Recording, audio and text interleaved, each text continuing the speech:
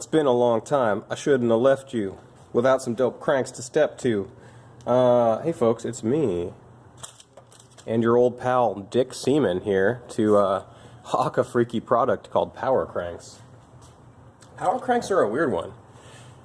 They came out in about 2002, 2003, and my first memory of them is I used to ride bikes up at, what is it called, Washington Park in Denver?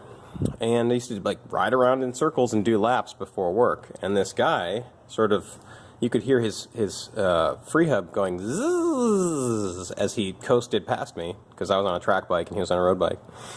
And the fucked up thing was, I noticed that both of his cranks were facing the same direction.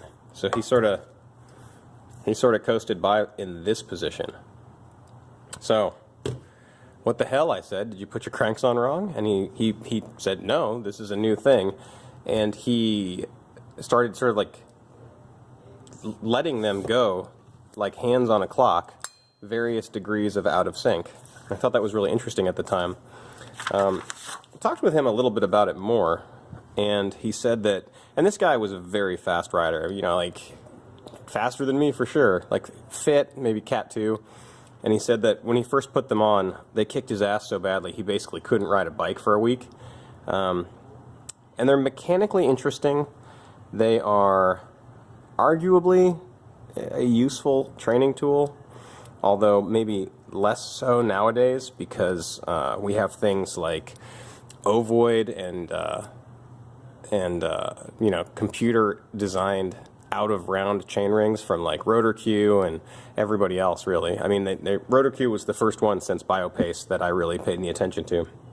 So what are they trying to do with this shit? You know, since pretty much the dawn of riding bikes, people have understood that there is a dead spot in your pedal stroke, right? So you have your power stroke, you come in through the top, and you can put your weight onto it, and you can really drive this thing down. It sort of gets lower through here, your power output, and then when you start pulling up through the back, you have this dead spot, which, you know, why does the phone always ring when I'm recording a video? It's so dumb. I hate it. I want to burn down Ma Bell. The basic premise is that in your dead spot, you can get through it because what happens? When you're pedaling through your dead spot, your other crank, you know, on the other side of the bike, is basically pushing your legs through this dead spot. You know, out of round chain rings like BioPace and like the Rotor ones, they were basically an attempt to make it so that you were pedaling a different gear ratio through the dead spot, thereby rushing you through it. You know, they were designed in such a way that it was as if you were pushing a gigantic chain ring. You know, it would vary from crankset to crankset, but let's say it's a road crankset. When you were pushing through your power stroke, you would basically be pushing something like, you know, 56 tooth. But the shape, the geometry of the ring would change as you pedaled through. And the effective effort required would decrease until it was almost nothing right here. And the idea was that it would just zip you through this dead spot. There were also some cranks that cammed you through. So imagine this, like, you're pedaling, you get to your dead spot, and there's a mechanism inside of those cranks which goes click and just throws you up to the top. God damn, who knows what those would have done to your knees. Power cranks they're attacking this problem from a different direction. And so, as you can see, this is somewhat like a front freewheel crank. The chainrings and spider are allowed to rotate of their own accord. And strangely enough, these are square taper. So you would like load a bolt under this cap, you know, use like an 8mm through the hole and tighten them down on your normal bottom bracket. They're really heavy, but because they're a training tool and not like a race tool, I guess it doesn't matter. I mean, you're just getting stronger from pushing them. So what's the deal with these, and why do they spin independently? Basically, these have some roller cams inside, which allow you to coast in one direction and push in the other. And why were they kicking this cyclist's ass? Well, when you delete the connection, the bottom bracket connection between the cranks, so that pushing with your left never assists the right, and pushing with your right never assists the left. You're never, aiding that dead spot in your pedal stroke with the other crank arm. It really shows you your flaws and really gets your legs stronger, at least theoretically. At least according to our friend Dick Seaman here. He does not look stoked, does he? He's like, yeah, I ride these. It's fucking pain. World of pain, dog. So, these guys, they train you. They rewire the way that you move your legs when you're on a bike so that you are always sort of using each individual leg to the best of its ability. You are learning to pull through with both legs because there is zero assistance from the other crank arm. Kind of a neat idea, and from what I'm told and from what I've heard over the years from various triathletes and racers who have bought these, and they better goddamn work. They were like $700 or $800 when they were new, so that's a lot of money. They said that one, they absolutely brutalized them. These are strong athletes, and they said that riding on these cranks made them more blown out and tired than they had ever felt on a bike since they were a kid. Two, apparently they're really good for rehab. So if you have like tendon injuries, or like you've blown out your ACL, or you've got some sort of like, muscular atrophy problem, cycling, so low impact, and having your legs moving independent of each other seems to be really good for rehab. It also helps with running for some reason. I mean, it's your legs, so they're all connected. And it was actually even suggested that these cranks be used on exercise bikes. So people would, remove the cranks off their spinning machines and actually put these on. They're interestingly made. They're just clearly, just CNC'd. They didn't bother cleaning up all the tool paths. You can see them very clearly, and not, in my opinion, not in that cool like way that Hope does it. Like Hope hubs and brakes. Like when you look at their shit, it's like, yeah, we left these on because we're sort of proud of the way we programmed our CNC. Isn't it badass? This more just looks like, a part that was machined quickly and then they didn't really finish it. I doubt they would ever break, though. They're so overbuilt. So, let's get down to the nitty-gritty. So, number one, I love that these particular edition of these cranks are called the 007 Goldfinger.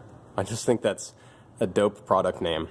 Number two, like a lot of American BMX stuff and a lot of garbage that's made in this country, it doesn't appear to have metric hardware. So, this little teeny set screw here that holds everything together, it is not metric, or it's broken. I can't tell, but they're broken in the exact same way, so I'm just guessing it's SAE. And this is how we get inside and start showing you how it works. In the Silent Hub video, I talk a lot about how roller clutch and roller cam systems work, so I'm not going to repeat myself in this video, but needless to say, roller clutch and roller bearing shit works two different ways. These ones actually use like one direction only roller bearings. You'll see them. Shit, like needle bearings basically. So I want to point out here, it's just a sleeve and a sleeve, right? And I can turn it this way very easily, and it locks up exactly, like no backlash at all. The second I start putting energy in, I guess it would be clockwise, it just locks up. So what's in here? This is a lot like, kind of like a Sprag clutch in a car, or Shimano's silent clutch hubs. You have inside about 1 billion little rollers. And an absolutely crushed brass washer. That didn't come out the first time. Can I remove these?